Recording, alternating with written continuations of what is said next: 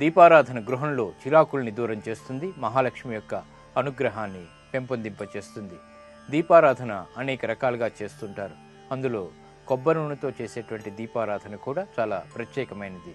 మరి కొబ్బరి నూనెతో దీపారాధన చేయడం ద్వారా ఎటువంటి ఫలితాలు కలుగుతాయో పరిశీలిద్దాం. దీపారాధనని ఆవు నెయ్యి, నువ్వుల నూనెతోనే కాకుండా కొబ్బరి నూనెతో కూడా దీపాలను వెలిగించేటువంటి సంప్రదాయం ఉంది.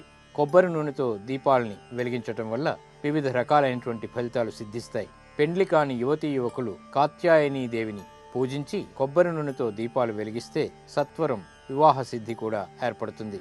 మంగళవారం నాడు షణ్ముఖునికి కొబ్బరి నూనెతో దీపారాధన చేస్తే కుటుంబ సౌఖ్యం ఏర్పడుతుంది. రావి చెట్టు క్రింద ఉన్నటువంటి జంట నాగుల దగ్గర కొబ్బరి నూనెతో దీపాలను వెలిగిస్తే జీవితంలో ఎదురయ్యేటువంటి ఆటంకాలు తొలగుతాయి, సర్పదోషం కూడా తొలగుతుంది. సోమవారం శివుని ముందు, గురువారం సాయిబాబా ముంగిట, శుక్రవారం లక్ష్మీదేవి ముందు, శనివారం శ్రీనివాసుని ముంగిట కొబ్బరి నూనెతో దీపారాధన చేయటం వల్ల సకల కార్యాలలో కూడా జయం కలుగుతుంది. గ్రహశాంతి కోసం కొబ్బరి నూనెలో సుగంధ ద్రవ్యాల మిశ్రమాన్ని కలిపి దీపారాధన చేయడం ద్వారా కూడా విశేష ఫలితాలని పొందవచ్చు. గ్రహాల ద్వారా అనుగ్రహాన్ని కూడా పొందవచ్చు.